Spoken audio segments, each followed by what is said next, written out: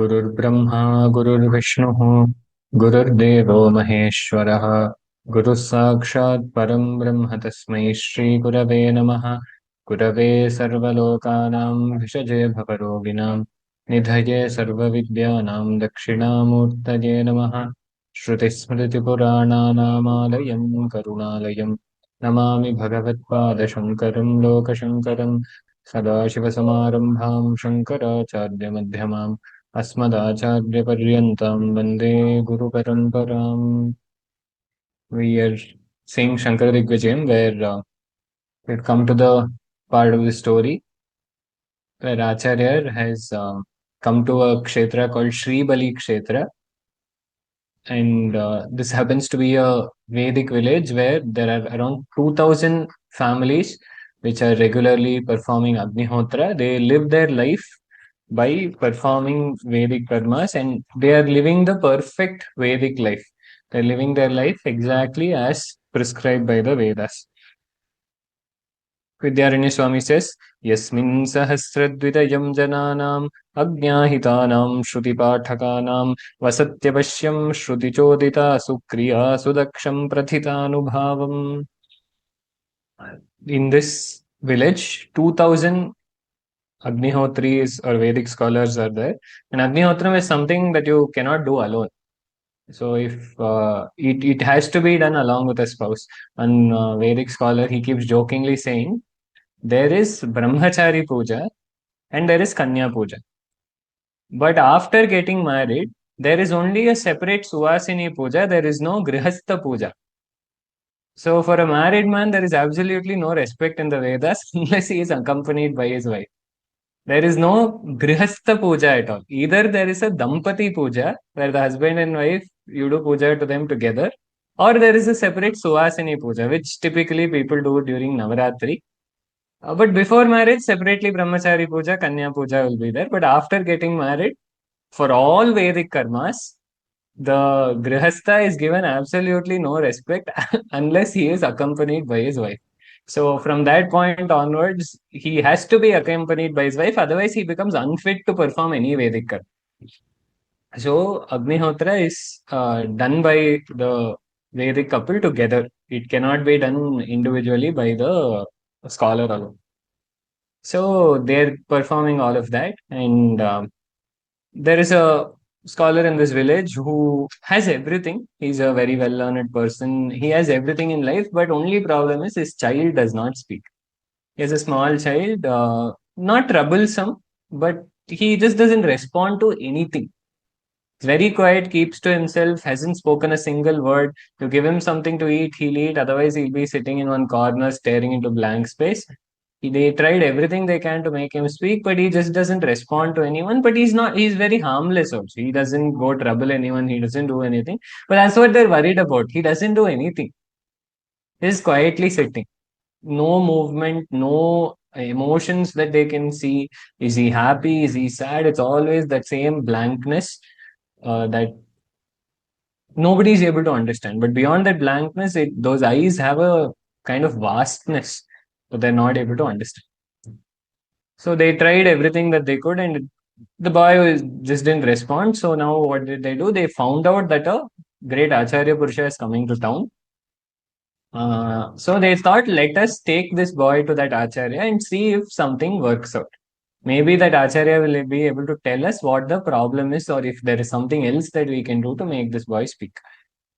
And there, very beautifully, Vidyaranya Swami, he inserts a lesson. This is the beauty of the Puranas or any of this kind of spiritual literature. It will look like stories, right? We have made you all sit here under the guise that I'm telling you the life of Shankaracharya. But in between, we'll sneak in the teachings. That is the beauty of every single Purana, where somehow it will be very apt to the context. And it will almost, you won't even realize that you are learning something. It will just feel like you're listening to a story, but you'll learn so much. Bhagavatam gives an example for this.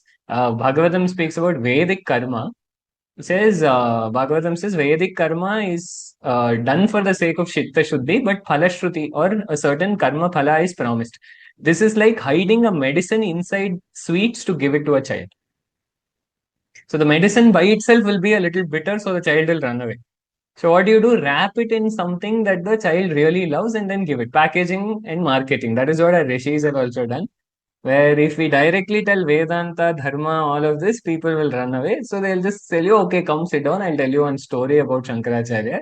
Stories we all love to listen because every form of entertainment that is popular, it is either music or story.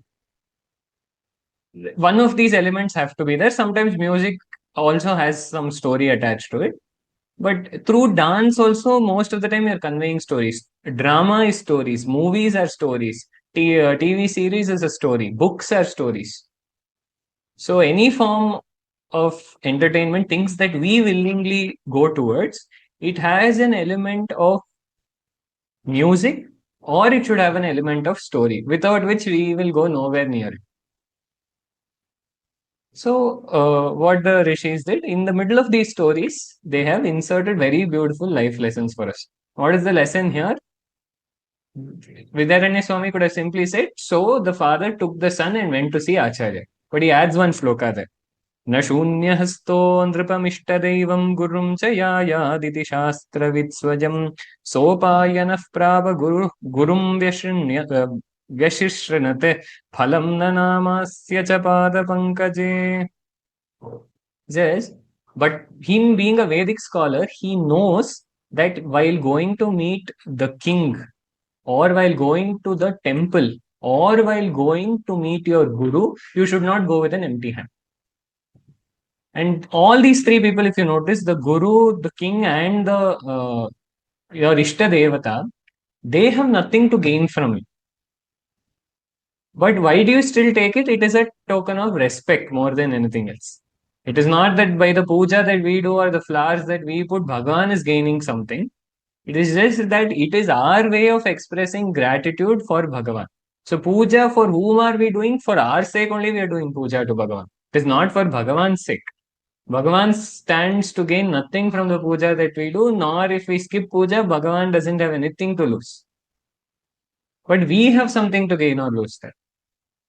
So always when you go to meet someone who is of someone you respect, someone who holds a position of authority, anything like that, as a sign of respect, you should ideally carry something with you. And mostly it is fruits that people carry in the sampradaya. You just don't go with shunya hasta is the word used here, with an empty hand. You don't go with nothing in your hands. You carry something. And it doesn't have to be grand. You don't have to spend 10,000 rupees to buy something for them. Any simple gesture that shows your respect towards them. So he bought some fruits and he went in front of Acharya. And then this boy, Acharya could recognize that he was like fire covered by ashes. Sometimes after a homa is over, it looks like it won't be hot anymore because it's covered with ashes. But you move this thing a little, inside there will be fire. So Acharya could instinctively see that this boy, while he appears to be a mute boy who cannot speak or a boy who will not respond to anything, all of that is the ashes covering this fire of knowledge. Then the father came, this boy is just standing there. He forcibly made him do namaskaram to Acharya. This child slept on the floor, didn't wake up. Because he has to be prompted to do everything. Nothing he'll do on his own. So then they woke him up, made him stand. Again, he was standing there. So then the father finally expresses his concern to Acharya and says, this boy is 7 years old. He doesn't know even the Varnamala. He doesn't even know the alphabets, what to tell of the Vedas. He's not interested in anything. He doesn't even want to play because every child wants to play. You keep play items in front of him, he doesn't want to play. Other children looking at his behavior, sometimes they try to, provoke him and get a reaction out of him because even when you tease someone, it is most fun to tease the person who retaliates. There are some people, no matter what you say, they won't respond. So it's no fun teasing them. So these kids used to take it as a challenge to somehow get an reaction out of him. But even then, they wouldn't get any reaction. So they'll just give up saying, anyway, he's not responding to whatever we say. Let him be. Sometimes he eats, sometimes he doesn't eat. He doesn't listen to anyone. So I have just left it to fate. I don't know what to do. That is why I've left it to fate, and I'm hoping that at least you will know what to do with this boy. But Acharya knows who this boy is and what that presence is. More than who the boy is, he understands the presence. Only a jnani can very subtly understand the presence of another jnani. But at the face of it, it looks like Acharya is just overwhelmed with happiness on seeing this boy. He's just so happy to see this boy. And he asks, Kastvam Shisho Kasya Kutosi Ganta Kim Namate Tvam Kuta Agatosi एतन्मयोक्तं वदचार्भकत्वं मत्प्रीतये प्रीतिविवर्धनोऽसि. Says, my dear child, this boy is 7 years old, but he calls him Shishu. Says, my dear baby, who are you? Where have you come from? What is your name?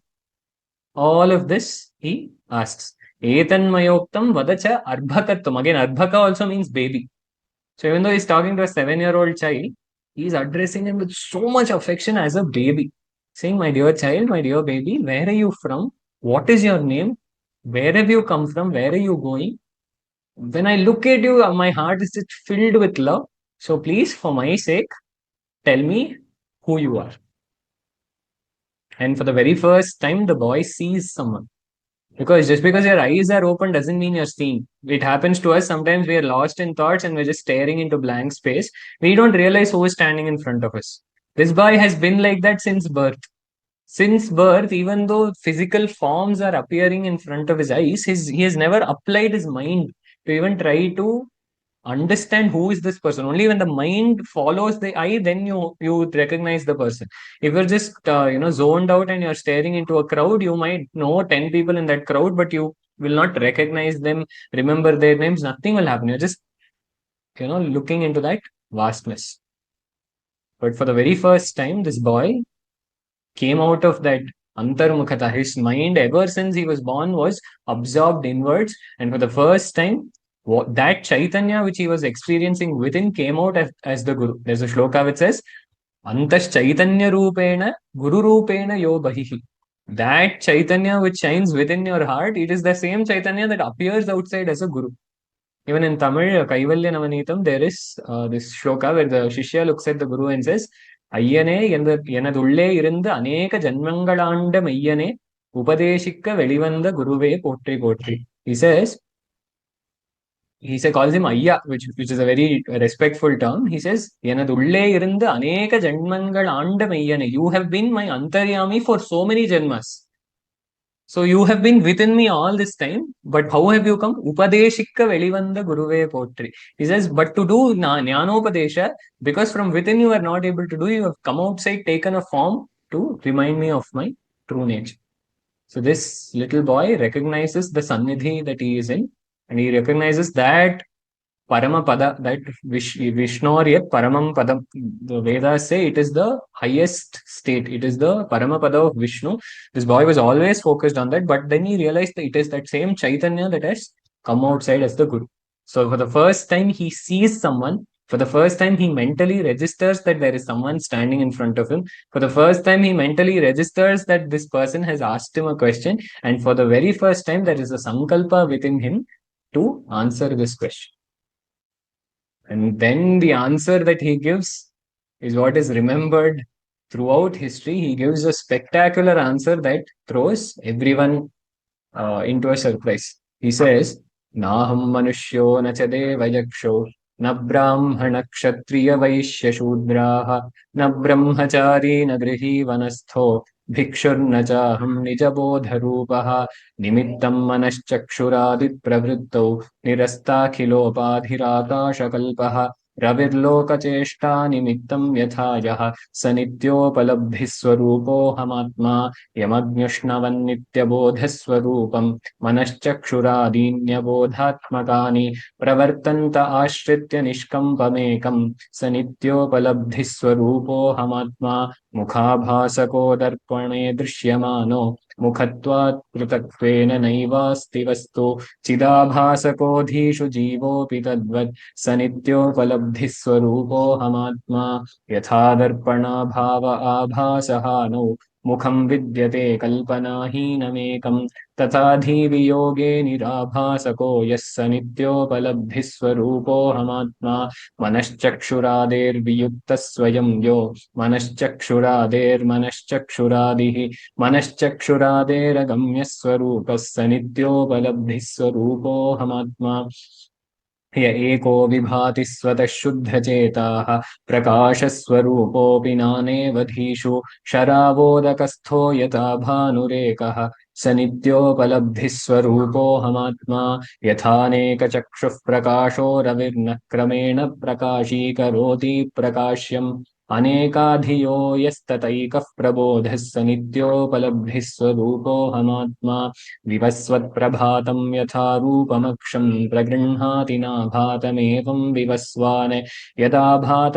आभासयत्यक्षमेकः स नित्योपलब्धिस्वरूपोऽहमात्मा यथा सूर्य एकोऽप्स्वनेकश्चलासु स्थिरा स्वप्यनन्यद्विभाव्य स्वरूपः चलासु प्रभिन्नः सुधीष्वेक एव सदेको स नित्योपलब्धिस्वरूपोऽहमात्मा घनच्छन्न दृष्टिर्घनच्छन्नमर्कं यथा निष्प्रभं मन्यते चातिमूढः तथा बद्धवद्भाति यो मूढदृष्टेः स नित्योपलब्धिस्वरूपोऽहमात्मा समस्तेषु वस्तुष्वनुस्यूतमेकं समस्तानि वस्तूनि यन्न स्पृशन्ति वियद्वत् सदा शुद्धमच्छस्वरूपं स नित्योपलब्धिस्वरूपोऽहमात्मा उपाधौ यथा भेदता सन्मणीनां तथा भेदता बुद्धिभेदेषु तेऽपि यथा चन्द्रिकाणां तज्जले चञ्चलत्वं तथा चञ्चलत्वं तवापीह विष्णो.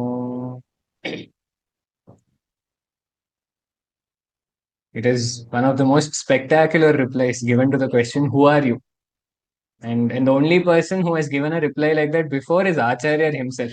For the first time, when his guru asked him, who are you? He said, Tadeko Vashishta Shiva Kevaloham. And here's a Shishya who is replying with the same grandeur and saying, Sanityopalabhis Swarupohamat. And because this boy has the highest Brahma Vidya available to him as simply as a gooseberry in his palm, he came to be called as Hasthamalaka. Hasta means palm and amalaka means gooseberry. So for him, Ramana Maharshi also uses this example. He says, Kayil Nellikkani pol. It is as though, how simple is it to hold a fruit in the palm of your hand? So that simple is Atma Vidya to them. There's a song like this, Anma Vidya Kirtan, where Ramana Maharshi says, Ayye Ati Sulabham Anma Vidya. He says, Ayye is an expression we use in Tamil when we say, you're breaking your head about such a trivial thing. And about what is Ramana Maharshi saying this? Atma Vidya. Saying, Ayye Ati Sulabham. He says it's the easiest thing. Why are you breaking your head so much about this? So he had it so simply in his hand. And that's why he came to be known as Hasthamalaka. Now, what did he actually say? First, he confirmed, Naham Manushyo Nacha Deva Yaksho. I'm not a human being. I'm not a Deva, nor am I a Yaksha. Na Brahmana Kshatriya Vaishya Shudraha. I don't belong to any of the castes or the professions. Na Brahmachari na Grihi Vanasthaha Bhikshurna Chaham. I am not a Brahmachari, I am not a Grihastha, I am not a Vanaprastha, I am not a Sannyasi. So, in the very onset of it, he has denied everything that we basically identify someone with. Basically, how do we identify someone? First, obviously, when we interact, we check if this person's human, which is the basic understanding. Then, what is their profession? What do they do? Are they an engineer, doctor, lawyer, whatever their profession is? How old are they? Are they married? Are they not married? All of these basic criteria we'll check, and only then we'll start a conversation. Hastamalaka Acharya is saying none of this belongs to me. I'm not a Manushya, I'm not a Deva, not a Yaksha. I don't have any profession, I don't belong to any caste, I don't belong to any stage of life also. Then who are you? Nija Bodha Rupaha. He says, I am of the form of self-awareness. Nija, the word can be interpreted in two ways. One, it means real. The other, it means self. So Nija, when the word is used, it can be translated as self or it can be translated as real. Both the meanings are valid. So Nija Bodha Rupaha here can mean I am of the nature of self-awareness, or it can also mean I am of the nature of that which is real, which is awareness. Because all of this caste and creed, everything is just an appearance. And then he goes on to explain further. He says, Nimittam manaschakshur adi pravritto nirastakhilopadhir akasha kalpaha. This sun, what the sun does is, when the sun rises, all the people on earth, they start their respective work. Our day starts when the sun rises. Typically, based on this earth by itself is dark. But what happens when sunlight falls on it? That prompts everyone to action. In the night, when there is no light and it is dark, everyone is sleeping. But once the sun rises and that light comes and wakes everyone up, it is as though the entire earth comes alive. Until then, everything is jada, everything is quiet, everything is calm, no movement, no work. It also almost feels lifeless. That's why it feels scary to walk at night, because everything feels very lifeless. Why are we scared of going to the cemetery? It is because we are familiar with life. We are very scared of death. So whenever something feels lifeless, we become scared. Acharya says in Bhajagovindam, you might live for many years with a particular person, but let's say you pass away at night, then even your spouse of 50 years will be scared to stay with you, and they'll tell their friends, I'm scared to be with a dead body, someone come for company. So what we interact with, what we relate to, what we uh, like is life more than anything else. Why are we so fond of small children? Because they're so full of life. As people grow older, what is going away? Their life is gone. So the moment life starts going away, our interest towards that person is also started reducing. Now, who is this bringer of life? It is the sun. That's why he's called Pushan, the nourisher. It is based on his nourishment that the entire planet revolves. If he stops nourishing us for a few days, then there is no life that we are going to be able to sustain. So, like this, all our sense organs. There's an example used in Atma Bodha as well. Surya lokam yatha janaha. Just like when the sun rises based on the sunlight, or enriched or enlivened by the sun, people start working on earth. Like that, this mind, body, ego, everything is jada. It is inert. It is very easy to understand that the body is inert, but it takes some vichara to understand that the mind is also inert. The intellect is also inert. The ego is also inert by itself. Because at night it just disappears completely. It has to be revealed by something. It has to be enlivened by something.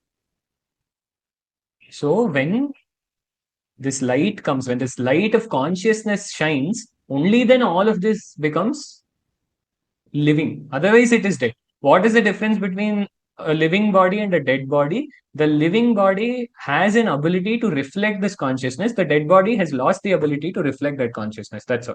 This reflected consciousness is what we refer to as Chidabhasa. So there is consciousness that is shining everywhere. Even a tree is appearing in consciousness. Even a plant is appearing in consciousness. Even a stone is appearing in consciousness. But is the stone conscious of itself? No, because it does not have the capacity to reflect that consciousness. What we classify as living and non-living is solely based on its ability to reflect consciousness. So whether it reflects consciousness or not, it is purely made of that. Consciousness is all pervasive. It is all an appearance in that same consciousness. So this mind, body, ego, everything is enlivened by that consciousness, just the way the sun enlivens activities on the earth. But when I'm not associated with any of this, you cannot see pure light. Why can you not see pure light? Because you need a reflecting surface. Between the earth and the sun, there is so much space which appears dark. We know sunlight is only coming to the earth. Sun is bright, and thanks to the sunlight, the earth is bright. But why is the space in between the sun and the earth dark? It's because there is no reflecting object there. So it is only through a reflection that we get to see light. We cannot perceive pure light directly. Similarly, even consciousness, it is only through this reflected consciousness that is reflected in this body mind complex, is what we understand. But Chaitanya by itself is beyond perception. It is Brahman itself. So he says, but without all these limiting adjuncts, without all these upadhis as we call it, what am I? Sanityopalabdhi swarupoham. I am that Atma, consciousness, which is ever available to us as our own real nature. That is who I really am. And then he says, Yamagnushnavan nityabodhaswarupam manashchakshuradhinyabodhatmakani. Again, because we have gone through Atma Bodha, I will give this example. There is another shloka, Prakashorkasya toyasya shaityam agner yatoshnata swabhavas satchidananda nitya nirmalat atmanaha. Which means, for the sun, light is its very nature. I heard a very cute story from a child once. But it's very deep also, but it's very cute to listen to a child explain it, but I'm the best you're going to get. There are two friends. The sun and the cave are very good friends. So what happens? The sun and the cave get on a telephone call, and then the sun asks the cave, how is it there? The cave says it's very dark. And he asks the sun, how is it there? He says it's very bright. So both of them don't know what each other are talking about. The cave says, what do you mean it's bright? The sun asks, what do you mean it's dark? I don't understand what darkness is. Cave doesn't understand what brightness is. So the cave invites the sun as his guest. He says, you come to me, I will show you what darkness is. And the moment the sun enters the cave, it becomes very bright. And the sun says, see, you lied to me. You told me you'll show me dark. I am showing you what brightness is. I'm showing you what light is, but you haven't shown me what darkness is. So the one thing the sun can never experience is darkness, because light is its real nature. Toyasya shaityam, like water, for water, that cooling impact is its real nature.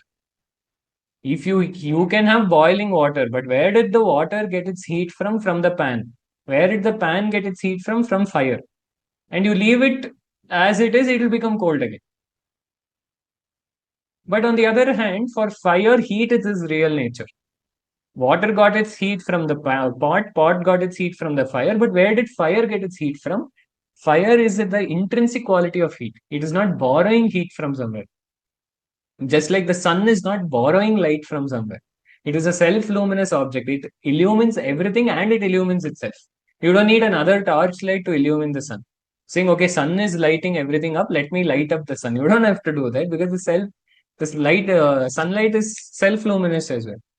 So like that, Acharya says the Atma is Satchidananda Nitya Nirmalatatmanaha. The Swabhava of the Atma is Sat, existence, Chit, consciousness, and Ananda, bliss. Nitya Nirmalata, it is ever pure, or it is everlasting and ever pure. So whose characteristics are we describing? Our own characteristics. Because immediately we might think that's good news for the Atma, but then what do? I am not existence, I am not consciousness, I am not definitely not blissful, I'm definitely not pure, I'm definitely not permanent. But that is where Ajnanam is. How can you die when your real nature is existence? How can you ever not know something when your real nature is consciousness? How can you ever be full of sorrow when your real nature is bliss? Shvetashvatara Upanishad says, Shrinvantu Vishwe Amritasya Putraha. Listen, O children of immortal bliss. That is how the Shruti Mata addresses us. She says, listen, Shrinvantu Vishwe Amritasya Putraha. We are the children of immortality, the children of immortal bliss. So like that, because of this Atma, Manaschakshuradini Abodhatmakani, the Manas, Buddhi, Ahankara, Chitta, all of these are dead. They are inert objects. Because of its contact, just like moonlight, Chidabhasa is best understood as moonlight. Moon by itself is not a luminous object, but it becomes a luminous object because of its contact with the sun. Similarly, the mind, body, ego, everything is non-luminous. But because of its contact with the luminous Chaitanya, it becomes luminous, it becomes full of life. It is dead matter which has become life. That is the difference between how materialism looks at it and how Advaita looks at it. If you look at the two ends of the spectrum, the most basic two ends of the spectrum, what do devotees or the theists say? That God created the universe. And God, you don't imagine God to be a piece of rock. God is Chaitanya, consciousness. God is a conscious being. So the dualists or not basic theistic religion says God, who is consciousness, created matter, which is the world. So God is also real, matter is also real. Jiva, Jagat, Ishvara, basically. Ishvara, who is a conscious entity, created this Jiva and Jagat, both of which are uh, matter that is created by Ishvara. For very simple understanding, we'll keep it this way. On the other side of the spectrum, what do the materialists say? No, there is only matter in the universe. In matter itself, there is organic matter, inorganic matter, and organic matter somehow developed into a nervous system, somehow developed into a brain, and through that brain, we are having this one person experience, first person experience, which is called consciousness. So the materialists are of the opinion that matter created consciousness. How they don't, that they haven't solved it. But they are of the strong opinion that matter alone exists, and from matter, consciousness has somehow evolved. The theists, on the other hand, say no, from consciousness, matter has been created. What does Advaita do? Advaita says consciousness alone is real, matter is not non existent. Matter is just an illusion. Consciousness alone existed, consciousness alone exists, and consciousness alone will exist. There is no such thing as matter at all. There's a joke that one person always used to say, one scientist, I think, what is the mind? It's say no matter. Then what is matter? Never mind. So you can never solve these two. It is like, did the chicken come from the egg or did the egg come from the chicken? So this you can continue to argue for as long as you want. Did the chicken come first or the egg come first, or did consciousness come first, or did matter come first? Advaita says there is only consciousness. Matter didn't come or go. There is only consciousness. Matter itself is an illusion. Pravartanta ashritya nishkampamekam. So all what we call matter is just an illusion, it is a leela of light. Swami Sarvapriyananda once said, it is all a play of consciousness. It is a play of light. What we are seeing as the world is nothing but a light show. It is nothing but a movie that is playing on the screen of consciousness, a 3D screen of consciousness on which all of these things are appearing and disappearing. But when you forget all the appearances and you see and you inquire within to see who is experiencing all of this, to whom is all of this being presented. There's one Swami who said he was going through the some streets of Kashi or something in an auto. So when you're sitting in an auto, you understand or you feel how the shops are just going past you. So our idea is the shops are in one place and you are just zipping through the market. But he says in that moment I had the realization that to this unchanging consciousness, all these passing clouds or these passing objects are being revealed. The shops keep changing, but Atma never changes. Even in the Gita Bhashyam, Acharya gives this example. He says, you're going on a boat. It appears as though the coconut trees on the bank are moving, but in reality, it is you who is moving. But because of ignorance, you think it is the coconut trees that are moving. Similarly, there is something that is moving and something that is not moving. You think you are the one, here it is the reverse. You think you are the one who is moving and all the objects around you are stationary, but you are Chaitanya. You are the constant witness consciousness that never changes across all experience. Because across all of your life experience, what is common? Is experience that I exist. Whose life experiences are these? We say my life experiences. So I am the common factor here. If you take the known and the unknown, let's say we ask you to make a list of how many people you know. You know 200 people, let's say. Then the other 8.5 billion people on earth, you don't. So what is common between these 200 people that you know and the 200 people that you don't know? You have to find something common between them. What will you do? What is common between them is who knows them. and who does not know. To whom are these people known and to whom are these people unknown? You say, I know this subject, I don't know this subject. I know Vedanta, now I know Atma Bodha. 2 years back, I did not know Atma Bodha. Even now, I don't know Viveka Chodamani. Who does not know Viveka Chodamani? Who knows Atma Bodha? Before Atma Bodha also, I was there. After learning Atma Bodha also, I am there. Before Shankara Vijayam also, I am there. After Shankara Vijayam also, I am there. Before coming into Vedanta also, I am there. After leaving the Vedanta Satsang also, I am there. In the office also, I am there. At home also, I am there. So, what is the common thread that connects all of these experiences? It is that sutra. This is what they say is the Brahma Sutra. It is that connecting string between all our conscious experience, this experience that I exist. If you are seeing something, it goes without saying that you have eyes. Because without eyes, you cannot see. So, in all the things that you see, you are seeing the eyes also. It is the eyes that are seeing. Similarly, in every consciousness, the conscious experience of ours, it is that consciousness, chit alone that is shining. And this is what we call the play of Chaitanya. There is no such thing as Jada at all. It is Chaitanya alone. But in the Vyavaharika sense, we say all this Manas, Buddhi, Hankara, which are Jadavastus, are enlivened by that consciousness, which is Chaitanya. But ultimately, we have to reach the conclusion that Chaitanya alone exists and nothing else. Sanityopalabdhi swarupoham atma. I am that consciousness which is ever available to me in the form of the experience that I exist. Then he says, Mukhabhasako darpane drishyamano mukhatvat prithaktvena naivasti vastu. So, the reflection is a very beautiful example. There is a reflected face and there is a real face. You're looking at your face in a mirror. So, this reflection has no real existence apart from the original face. The original face can exist apart from the reflection. Now, if there is no mirror there also, the original face will still be there.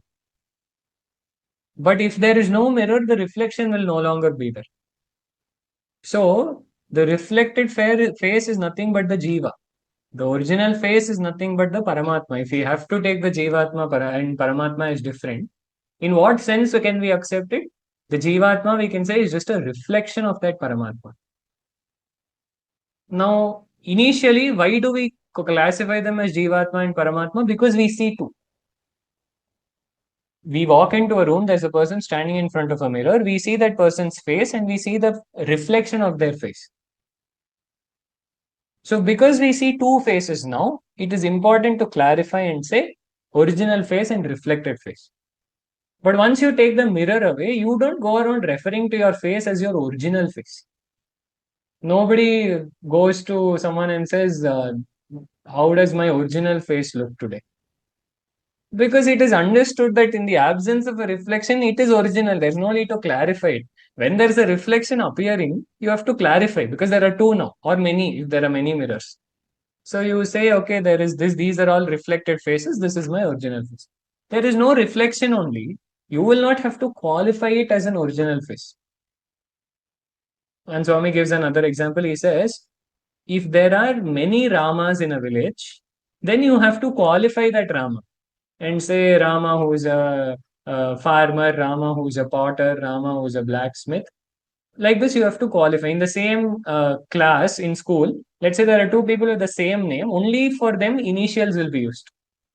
Because there are two people with the name Sahana, you have to know which Sahana. So you will say H Sahana, B Sahana, A Sahana, whoever is there.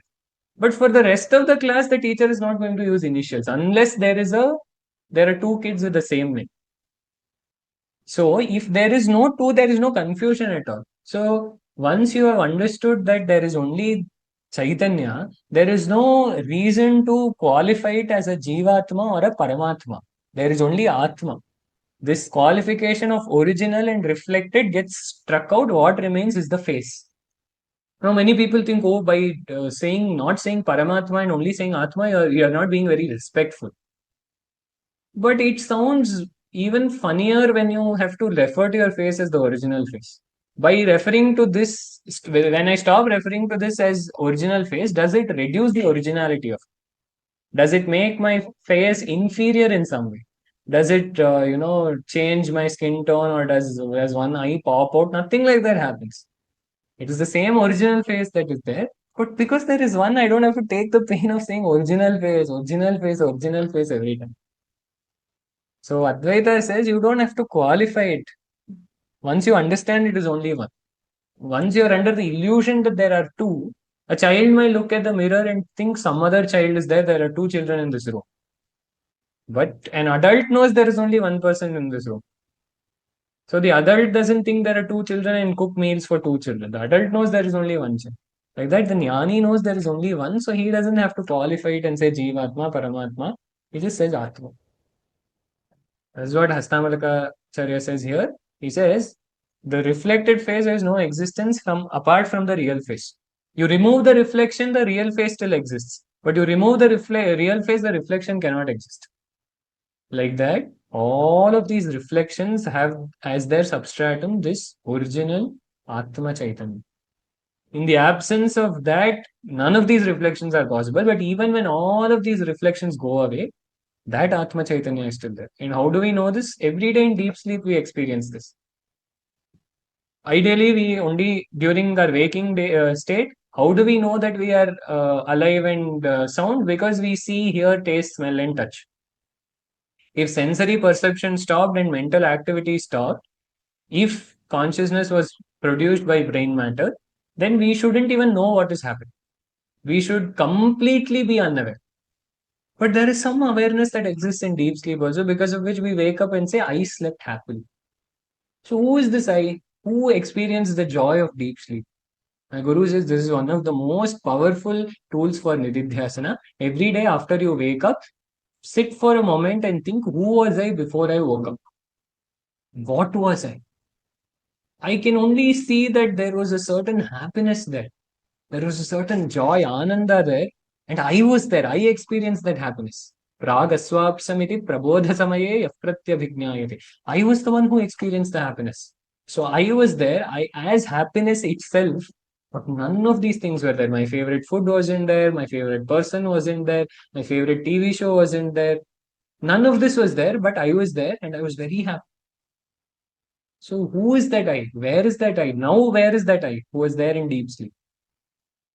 The Shastra says it is that same I that is there even now, but because you are so distracted by all this, as Ramana Maharshi says, jeopardy with it, this magic show, you are not focusing on the real I. Because you are so focused on this light and sound and taste and touch that is dancing around you, you keep forgetting who is the one who is observing all of this. So once your attention shifts that way, then you will realize Sanityopalabdhi Swarupoham Atma. I am that Chaitanya which is ever available to us as the experience I am. Then he continues this example and says, Yatha darpana bhava abhasaha no mukham vidyate kalpanahinamekam तथा धी वियोगे निराभासको यस्सनित्योपलब्धिस्वरूपोऽहमात्मा. So when the mirror is removed, the face alone remains without any false appearance or reflections. Because now let's say there is a concave mirror, your face will appear distorted. There is a convex mirror, your face will appear in a certain way, it will appear very small. Concave mirror, your face will appear very big. As I on every rear view mirror, it's written objects in the mirror are closer than they appear. So if there is a crack on the mirror, it will look like there is a scar on your face. If there is a black mark on the mirror, sometimes you try to wipe it off on your face and then you realize it's on the mirror. So the crack or the concavity or the convexity or the black mark, everything belongs to the mirror and not to the face. All of these are false appearances which are being attributed to the face because it is being viewed through the mirror. So when you view Chaitanya through the Upadhi, this is the problem. Why are you not able to see everyone as Bhagavan? It is because you are viewing them through that body-mind complex. You are seeing them as a man, as a woman, as a as your father, as your mother, as your relative, as your boss, as your colleague. You're seeing them in all these ways, so you're not able to see them as Bhagavan. But this boss, father, mother, all of this belongs to the body and mind, not to the Chaitanya. So you take away everything. You take away the body, you take away the mind, you take away the relationship you have with them, you take away the karma, because for karma, body, mind is required. You remove all these reflections, you remove all the upadi doshas. What remains? It is Chaitanya alone, it is pure consciousness. But why are we not able to perceive this pure consciousness? We are ascribing the mirror's dirt onto the face. Imagine you looked at a really dirty mirror and then you went to wash your face. That is what we are trying to do. We are taking all the doshas of the body mind complex and ascribing it to the Chaitanya that enlivens all of this. The sun shines the same. In one house, there could be some illegal activity going on. In another house, there could be puja going on. So now you can't say, this sun is bad because it is enlivening illegal activity, and this sunlight is good because it is giving light to the puja room. The light is doesn't care good bad. The light doesn't even know good and bad. It just enlivens. It just illumines. So where is the problem? It is in the house, in the people who are conducting the illegal activity. You cannot blame the sun for that. The sun can't say, okay, you are doing illegal activity, so no light quota for you, current cut. And this person is doing puja, so extra light for him. Consciousness does not discriminate. It shines because it is its nature to shine, not because it wants to shine. For the Chaitanya or for the sun, enlivening the world is not a karma. It is its own nature. It gives light not because it has to, because that is what it is made of. Every bit of the sun is light. So the sun cannot make things dark even if it tried, because it is made of light. It is its prakriti, it is swabhava. So like that, this Chaitanya illumines everything, but we perceive it, we perceive Chaitanya in the limitation. And when the Chaitanya is no longer perceivable there, then we give the actual respect that is to be given. We say dead body. So why did that dead body lose respect so quickly from uncle? How did he become dead body within a matter of 10 seconds? It is because even when that uncle was alive, you are actually interacting with that Chaitanya which is within the uncle. You are not interacting with the dead body. But the dead body has just become a medium for you to connect with that consciousness, to connect with that divinity present with. So the moment that divinity goes, somehow instinctively we know this face and this person is not who I was talking to. We say uncle passed away, body is going to be cremated. So we know body is not uncle. We are very clear about that. No doubt at all. We say they have gone, body is going to be cremated. So they are not the body, we very clearly understand. Because if a TV stops functioning, we don't say the TV is gone, we are going to break the metal. We say we are going to throw the TV out to scrap. But when it's a person or when it's even an animal, we say the Chaitanya, the Jiva within has gone away, but the body has to be cremated. So because we are viewing this life or this divinity through a body, unfortunately we are taking all the faults of the body and ascribing it to the divinity within. But once we understand how to see beyond the body, we will understand that there is no suffering, there is no pain, there is no sorrow, there is no imperfection. It is always ever perfect. And that is the Atma, Sanityopalabdhi Swarupo Hamatma. Then he says, Manaschakshuradher Viyukta Swayam Yo Manaschakshuradher Manaschakshuradih Manaschakshuradher Agamya Swarupas Sanityopalabdhi Swarupo Hamatma. Very beautiful verse where he says, I am the self which is different from the mind and the eye and the other organs. But I am the mind of the mind. I am the eye of the eye. I am the ear of the ear. This comes directly from the Kenopanishad. Shrotrastram manaso manoyate. It goes like that. The very second mantra of the Kenopanishad. Kau pranasya pranaha. That which is the prana of the prana. What gives vitality to the prana? What is that which is the eye to the eye? This is what very famously Acharya explains in the Ekashloki, where in the Guru Shishya Samvada, what happens? First, the Guru asks, what is light to you? Kim Jyotistava. He says it's during the daytime it is the sun, and during the night time it is all these lamps. He says, okay, fine. What is that light which illumines the sun and the lamps? With in the absence of what light will all of these lights become meaningless? He thinks about it and says it's the eye. Because if the eyes are not open or if the eyes are not working, the sun could be shining or the lamps could be lit, but you cannot see anything. So the eye becomes the Chaitanya, the light for Surya also. The Surya becomes meaningless to us without eyes.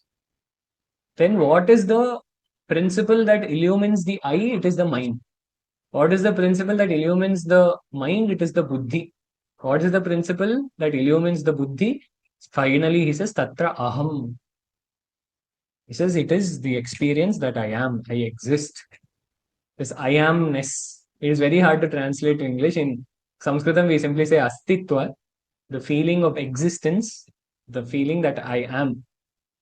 But that Chaitanya doesn't need another light. Just like the sun doesn't need another light, this Chaitanya doesn't need another light. So the Guru looks at the Shishya and says, Bhavan Paramakam Jyotihi.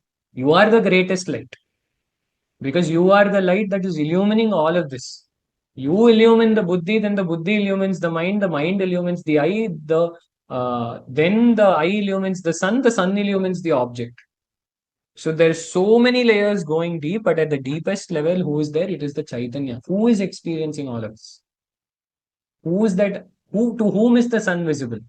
Whose eye is it? Whose mind is it? Whose intellect is it?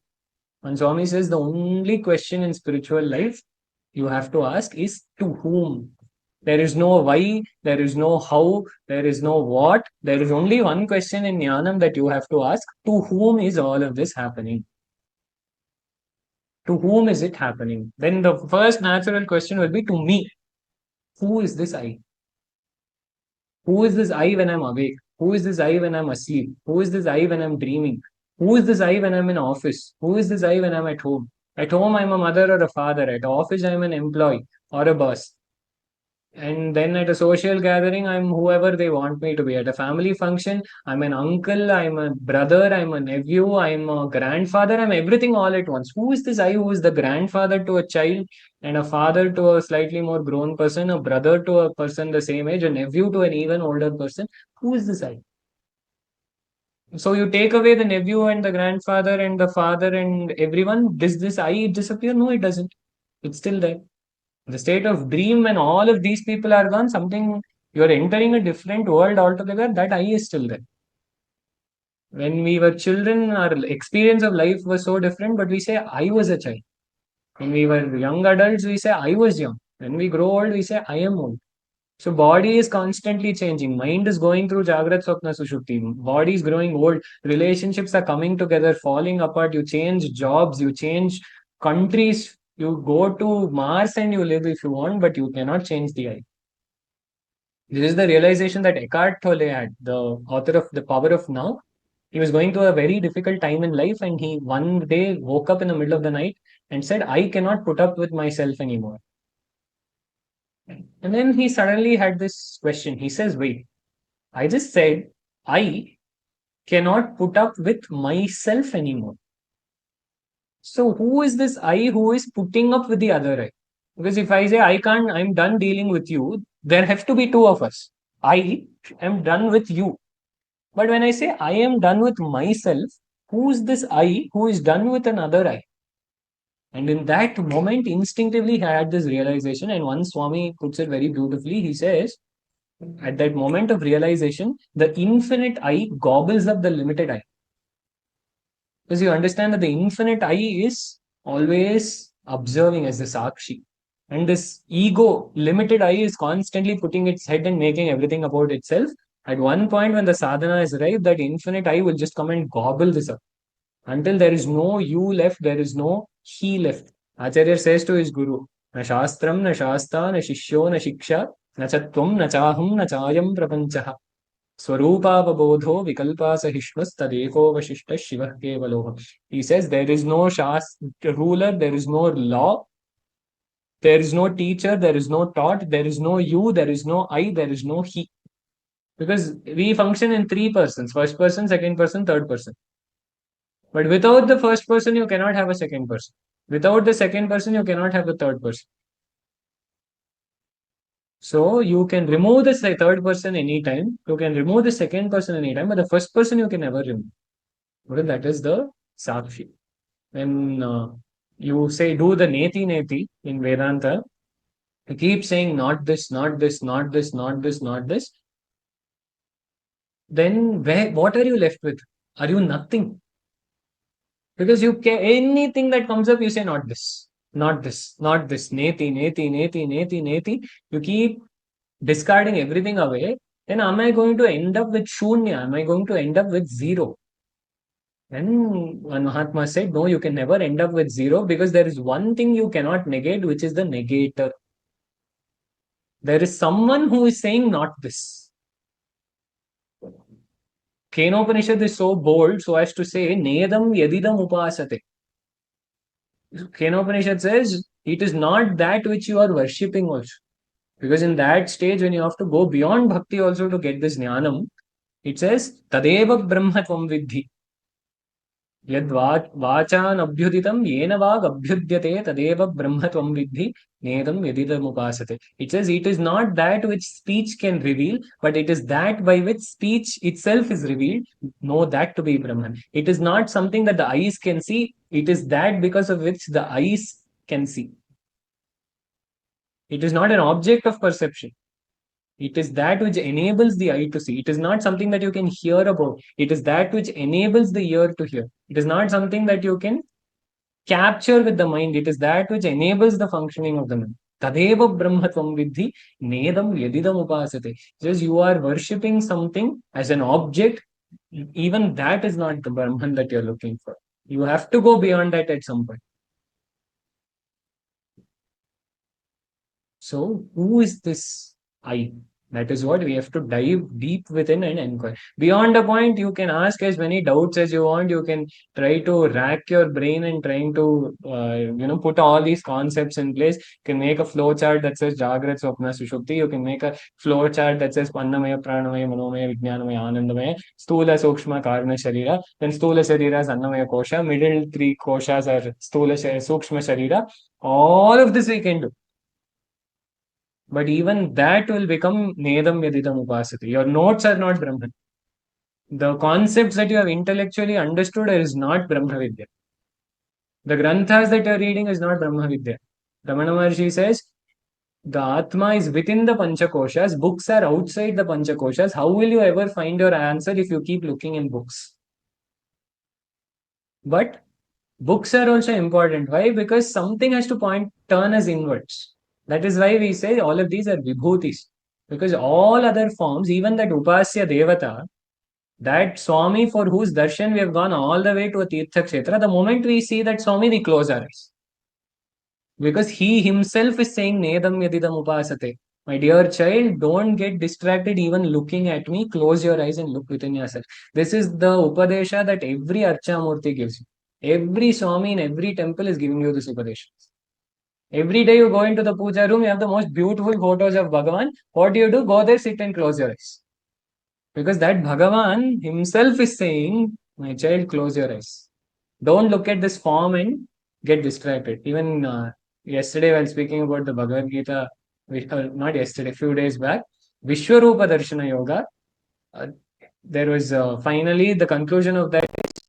Arjuna was terrified looking at this Vishwarupa of Bhagavan. Finally, he says, Drishtvedam Manusham Rupam Tava Somyam Janardana. He says, Krishna, finally looking at your normal humanistic form, now I'm happy. So, why does Bhagavan take that human form? It is so that we can relate to Bhagavan. Shiva is not limited by that form. Vishnu is not limited by that form.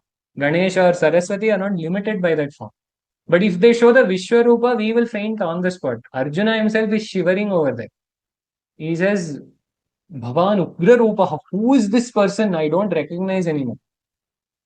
He got so scared on 25 times he did Namaskaram. Namah Purasta, Tata Prishtataste, Namostute, Sarvata Eva Sarva. He said, oh Bhagavan, thinking of you as a friend, I played all kinds of pranks on you. I I called you all kinds of names. I'm sorry for that. Arjuna, one of the greatest warriors on earth, is terrified looking at that Vishwarupa. So we say we want Bhagavad Darshana, Bhagavad Darshana. If Bhagavan shows his real Swarupa, we will be terrified out of our minds because it's not something we can handle very easily. So Bhagavan comes in a form that we can handle for now. For now, we are able to see the Divine Mother in the form of a woman. So that divinity takes that form. We are able to see Vishnu in a certain form, Krishna in a certain form, Rama in a certain form.